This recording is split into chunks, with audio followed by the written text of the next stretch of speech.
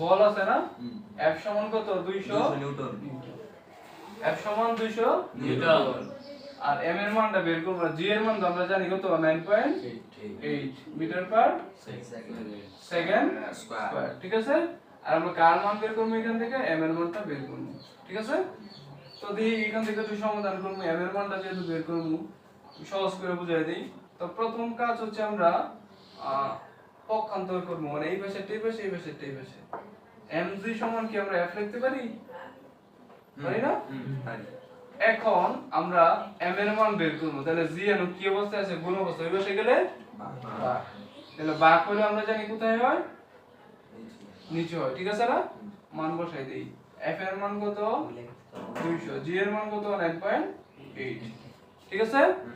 এখন এটাকে যদি ভাগ করি যত হয় এত